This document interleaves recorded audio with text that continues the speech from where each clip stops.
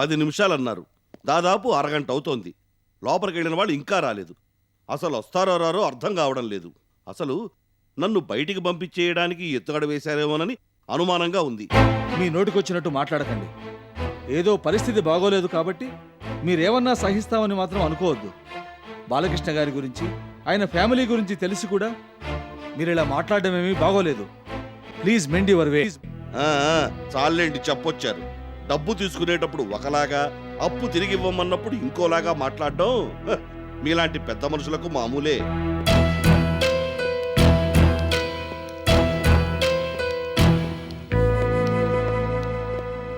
ఏం మాట్లాడుకున్నారు నాకు తెలుసు. నేను అసలు మీకే ఫోన్ చేద్దాం అనుకుంటున్నాను. ఇంతలో మీరు వచ్చేశారు. మీరు తప్ప ఇంకెవరు ఆదుకోగలరు చెప్పండి? ఇంటి సంగతి ఆయన చూసుకుంటారు. మీ డబ్బు మీకు ముడుతుంది. మీరు వెళ్ళండి. లేదు లేదు, మీరు ఇంటిని స్వాధీనపరచుకోవచ్చు, వెళ్ళండి. అదేంటండి? ఈ విషయం ఇందాకే చెప్పేస్తే నేను ఇంతసేపు ఇక్కడ ఊగులాడుతూ కూర్చునేవాడిని కాదు కదా. వస్తాను. నమస్తే. వస్తానండి. సరే.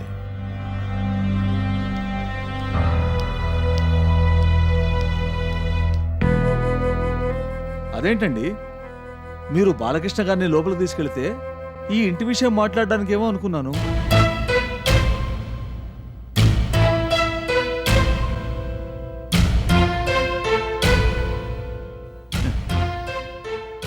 మీరనుకున్నదే నిజమై ఉంటే ఎంత బాగుండేది. అంటే ఈ విషయం వింటే మీరు షాక్ అవుతారు. ఇంతకాలం సాయం చేస్తున్న నేను ఇప్పుడు ఎదురు డబ్బు అడగడానికి వచ్చానంటే నమ్ముతారా? ఏంటి మీరు మాట్లాడేది? ప్రస్తుతం నా పరిస్థితి అది. డబ్బు ఎక్కడికక్కడ బ్లాక్ అయిపోయింది. పర్సనల్ అకౌంట్లో కూడా ఫండ్స్ లేవు. ఈ విషయం గురించి బాలకృష్ణ గారితో మాట్లాడి ఓ 50 lakhs సర్దుబాటు చేయగలరేమో కనుక్కోవడానికి వచ్చాను. అదేంటండి, ఆయన సంగతి తెలిసి కూడా ఎలా అడగాలనుకున్నారు? ఏం చేయను, మీరు ఇలా అంటారని నాకు తెలుసు. కానీ నా పరిస్థితి అలాంటిది. ఏం చేయాలో పాలుపోక హడావుడిగా ఇక్కడికి వచ్చాను.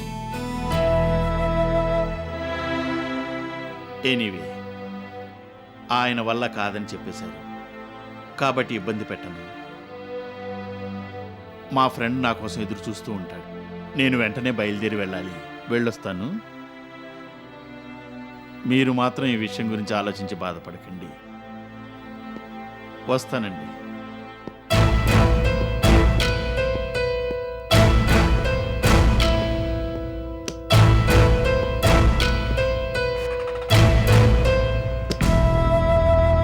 ఇదేంటి, ఈయన ఇలా చేశాడు?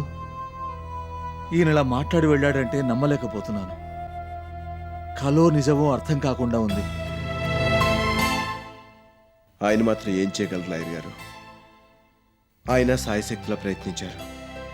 కన్న కూతురి పరిస్థితి బాలేదన్న విషయాన్ని కూడా పక్కన పెట్టి మన కోసం ఎంత చేశారు. పాపం డబ్బు కోసం ఎంతో ఇబ్బంది పడుంటే తప్పితే ఇలా ఇక్కడికి వచ్చి మనతో ఆ విషయం గురించి మాట్లాడరు. నాకు సాయం చేసినందుకు పాప ఆయనకు కూడా నా దురదృష్టం పట్టుకుంది చూడండి. నా మూలంగా ఆయన కూడా ఇబ్బందులు పాలయ్యారని తెలుసుకుని నేను చాలా ఫీల్ అవుతున్నాను. ఏం చేయాలో అర్థం కావడం లేదు. నాకైతే తల తిరిగిపోతోంది. అసలు బుర్ర పని చేయడం లేదు. Please, if you don't mind, నేను ఒక్క నిమిషం అలా కూర్చుంటాను.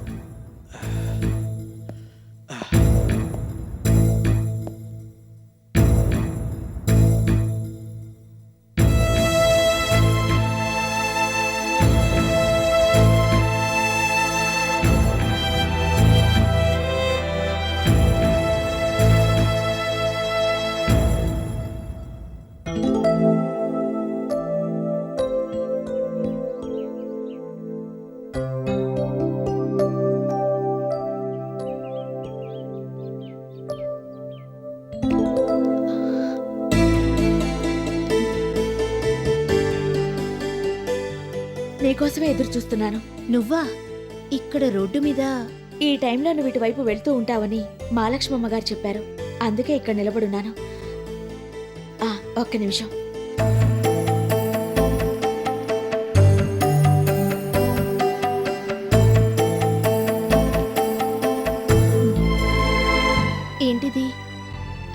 ఏం లేదులే, మొన్న నువ్వు ఇంటికొచ్చినప్పుడే ఈ పని చేయాల్సింది. కానీ ఆ షాక్లో నా బుర్ర పని చేయలేదు. నువ్వు వెళ్ళాక ఈ ఆలోచన వచ్చింది. తీసుకో. అసలు ఇందులో ఏముంది? ఆ, ఏం లేదు, మొన్నే జీతం ఇచ్చారు, అంతా ఇవ్వడం లేదులే. తీసుకో. నీ జీతవా? ఏంటి అంతలా షాక్ అవుతున్నావు? మనలో మనకివన్నీ ఏంటి? ఇంకేం ఆలోచించకుండా తీసుకో. అది కాదు, ఆ ఇంట్లో ఉన్నన్నాళ్ళు నిన్ను నానా ఇబ్బంది పెట్టా. నీ రెక్కల కష్టం మీదే ఇల్లు గడిచేది. ఇప్పుడు కూడా నువ్వు నీ గురించి ఆలోచించకుండా మాకీ డబ్బిస్తానంటే ఎలా చెప్పు? నాకే ఇబ్బంది లేదు, ఒంటరిగా ఉంటున్నాను. నాకేం ఖర్చులుంటాయి చెప్పు? వద్దు. అదేంటి? అదంతే. ఇంకా నీ దగ్గర నుంచి డబ్బు తీసుకోవడం అన్యాయం. పైగా ఆంటీకి ఈ విషయం తెలిస్తే ఊరుకోరు. ఏ అమ్మకి నా మీద ఇంకా కోపం తగ్గలేదా? కోపం కాదు, నీకు మొన్నే చెప్పాను కదా, నిన్ను అపార్థం చేసుకున్నందుకు కుమిలిపోతున్నారు, చాలా పశ్చాత్తాపడుతున్నారు. ఇప్పుడు మళ్ళీ నీ దగ్గరే డబ్బు తీసుకెళ్లానంటే ఆవిడ ఆహం దెబ్బతింటుందా? కాదు, ఆవిడ మనసు చివుక్కుమంటుంది. అయినా నువ్వు కావాలని ఇలా మాట్లాడుతున్నావు గాని నీకా మాత్రం అర్థం కాదా ఏంటి? నువ్వెన్ని చెప్పినా సరే ఈ డబ్బు తీసుకుని తీరాల్సిందే. ఇంతకు ముందు నువ్వేం చెప్పినా నేను వినేదాన్ని. ఈ ఒక్కసారికి మాత్రం నా మాట విను. అంత అవసరం వస్తే నేనే నిన్ను అడుగుతానుగా. అప్పటిదాకా మాత్రం నువ్వీ ఆలోచనే రానివ్వొద్దు. వదినా, వదిన్ని కాబట్టే ఈ మాట అంటున్నాను. నా పరిస్థితి బాగానే ఉంది. అంతగా ఇబ్బంది వస్తే నిన్నే అడుగుతానంటున్నాను కదా. నువ్వు ఒంటరిగా ఉంటున్నావు, నీ సంగతి నువ్వు చూసుకో. నువ్వే ఇబ్బంది లేకుండా ఉంటేనే మాకు మనశ్శాంతిగా ఉంటుంది. అంతేనంటావా? అంతే. నేను బాగా ఆలోచించే ఈ మాట అంటున్నాను. నువ్వు దయచేసి అపార్థం చేసుకోవద్దు. చాచా, అలాంటిదేం లేదు. నువ్వు అడిగినప్పుడే ఇస్తానులే. ఇంకేంటి కబుర్లు? పాప బావుందా? బాగానే ఉంది. ఆంటీకే ఆరోగ్యం బాగుండటం లేదు. నీకు మొన్న చెప్పాను కదా. అవును. నేను ఈ డబ్బిచ్చానని అమ్మకి చెప్పకుండా ఉంటే సరిపోతుంది కదా. నువ్వింకా అదే ఆలోచిస్తున్నావన్నమాట. నాకంతగా డబ్బు అవసరమైతే నిన్నడిగి తీసుకుంటాను. నాకేం మొహమాటం లేదు. ఇక ఆ విషయం వదిలేసేయ్. సరే. నీ భర్త గారి ఈ మధ్య ఏమన్నా దర్శనమిచ్చారా? లేదు, వస్తాడు. త్వరలోనే వస్తాడు. మళ్ళీ డబ్బు అవసరం రావాలి కదా. అవును, అది నిజమే. నే వెళ్తాను సుప్రతీక. మళ్ళీ ఆలస్యం అవుతుంది. ఆ పక్కింట్లో కొంచెం పనుంది, అది పూర్తి చేసుకుని త్వరగా ఇంటికెళ్ళిపోతాను. ఏంటో నేనిలా చూస్తుంటే చాలా బాధగా ఉంది. నాకు లేని బాధ నీకెందుకు చెప్పు? ఇవన్నీ ఆలోచిస్తూ నీ మనసు పాడు చేసుకోవద్దు.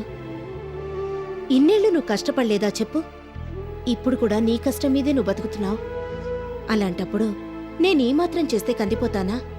అది కాదు నేను చెప్పేది. నువ్వింకేం ఆలోచించొద్దు. I'm fine. Don't worry about me. ఆలస్యం అవుతోంది, వస్తాను.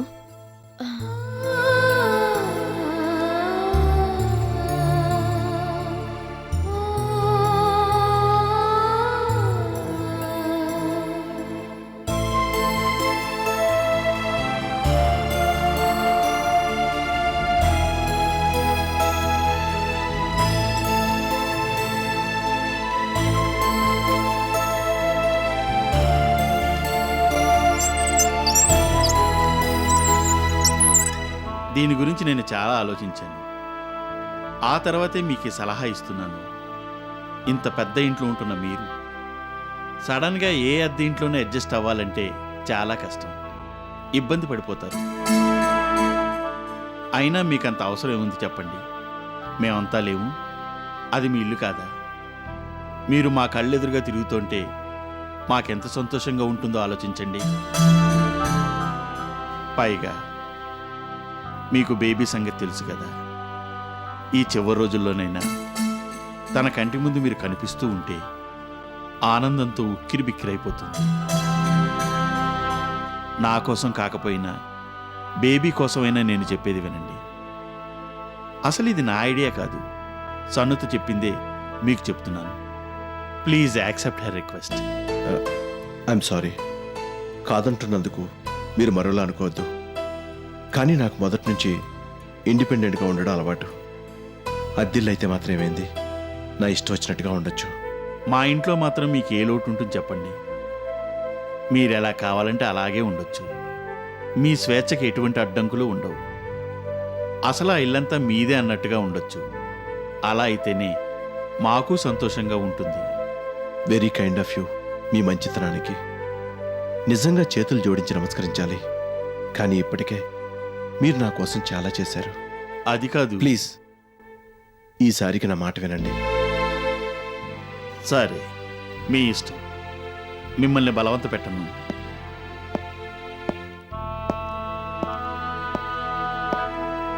వెళ్ళిన పని ఏమైంది? ఏం చెప్పమంటారు? షరా మామూలే. తీసుకున్న అప్పులే తీర్చలేని పరిస్థితిలో ఆయన ఉన్నప్పుడు మళ్ళీ కొత్తగా సాయం అడగడానికి ఆయనకు నోరేలా వచ్చిందని నిర్మోహమాటంగా మాట్లాడాడు. అలాగా? నేను చాలా రకాలుగా చెప్పి చూశాను, కానీ వినడం లేదు. ఎవరు? ఇంకెవరు? ఆ పన్నాలాలే. మీరతన్ని డబ్బెందుకు అడిగారు? మరేం చేయమంటారు? మొన్నటిదాకా మీరు సహాయపడ్డారు. మాకే నొప్పులు తెలియకుండా పోయింది. ఇప్పుడు మాత్రం ఎక్కడో చోట మళ్ళీ అప్పు చేస్తే తప్పితే మా ఇబ్బందులు తీరవు. ఏంటో సమయానికి నా పరిస్థితి కూడా ఇలా తయారైంది. లేకపోతే నా మీరెందుకండి ఫీల్ అవ్వడం? చేయగలిగిందంతా చేశారు. ఇదంతా నా కర్మ, అంతకుమించి ఇంకేం లేదు. సరే, ఇప్పటిదాకా ఈ విషయాన్ని మీతో చెప్పలేదు. కానీ ఇప్పుడు తప్పదు. సెంటిమెంట్ అంటూ కూర్చుంటే పనులు జరగవు.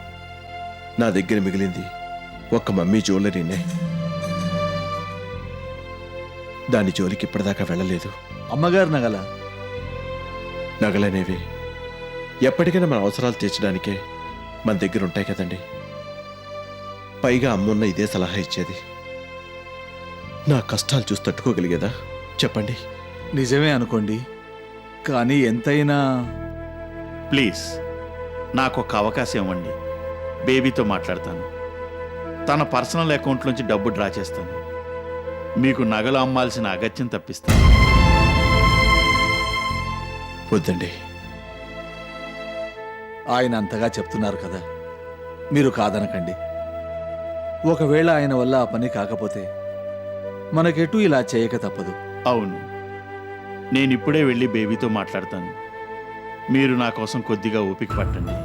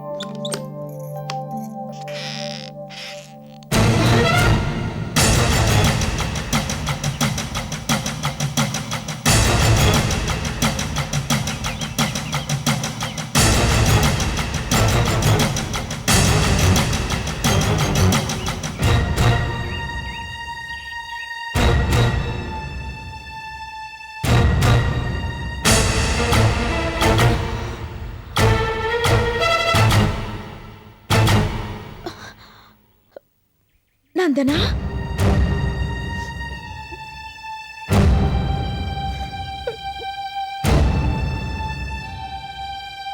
అయినా ఏమైంది? What happened? ఎందుకలా ఉన్నావు?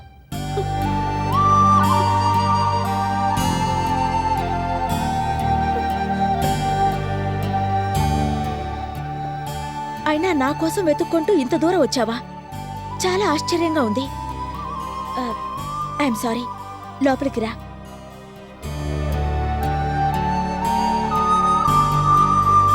సరస్వతి గారని మా దూరపు బంధువు. ఆవిడిల్లు ఇది. మేమిద్దరం ఇక్కడే ఉంటున్నాం. కూరగాయలు కొనుక్కొస్తానని ఇంతకు ముందే ఆవిడ బయటికెళ్ళింది. ఒంట్లో బాగుండలేదా? Please have a seat.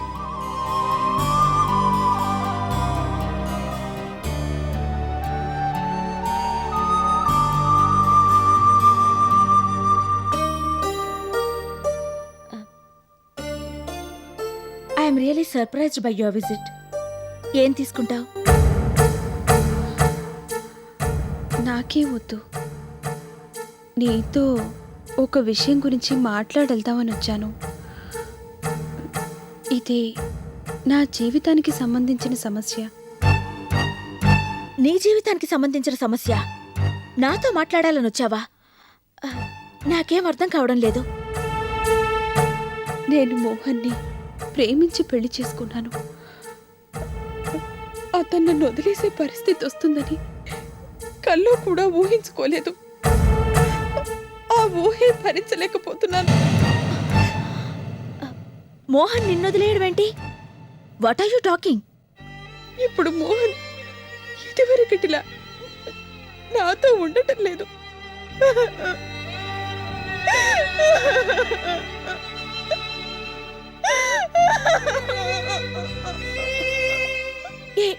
ఏమైంది? Please please control your self.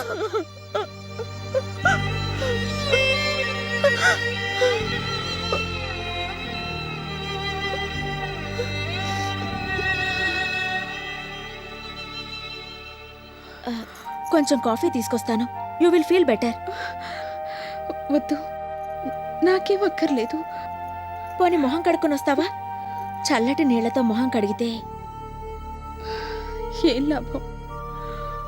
మొహం అయితే కడగలను, కానీ బాధని కడిగేయలేను కదా.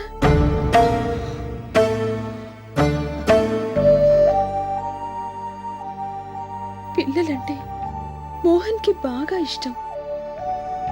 కానీ నాకు ప్రెగ్నెన్సీ డెఫినెట్గా రిస్క్ అవుతుందని డాక్టర్ గారు చెప్పారు. దాంతో ఇంట్లో వాళ్ళకి తెలియకుండా నేను ముంబై వెళ్ళి అబార్షన్ చేయించుకున్నాను. ఈ విషయం ఎలా ఆరా తీశారో నాకు తెలీదు. ఇంట్లో అందరికీ ఇది తెలిసిపోయింది. అప్పటి నుంచి మోహన్ పూర్తిగా మారిపోయాడు. నన్ను పురుగుని చూసినట్టుగా చూస్తున్నాడు. అదంతా చెప్పాలంటే ఓ పెద్ద కథే అవుతుంది. ఇప్పుడు ఆ ఇంట్లో నా పరిస్థితి పూర్తిగా మారిపోయింది. క్షణక్షణం చీదరింపులు, చీత్కారాలు ఎదుర్కొంటూ, ఏ ప్రేమకే నోచుకోక, అందరి శాపనార్థాలు వింటూ కుక్కిన పేనులా పడుంటున్నాను. మోహన్ ఇంతగా మారిపోతాడని నేను అనుకోలేదు. నన్నెంతో అపురూపంగా చూసుకునేవాడు. అలాంటిది ఇప్పుడు ఇలా రాక్షసుడిలా మారిపోయేసరికి నేను తట్టుకోలేకపోతున్నాను. ఇప్పుడు ఆ ఇంట్లో నాకు క్షణక్షణం నరకం. చావలేక బతుకుతున్నాను. నన్నెప్పుడు ఆ ఇంట్లోంచి పంపించేస్తారో తెలియక రోజులు లెక్క పెడుతున్నాను. I can understand the situation. కానీ నిన్ను బయటికి పంపించడం ఏంటి? నేనసలు ఆ ఇంట్లోకి రావడం మొదటి నుంచి వరలక్ష్మి గారికి ఇష్టం లేదు కదా. ఇప్పుడు ఈ ఆయుధం దొరికింది.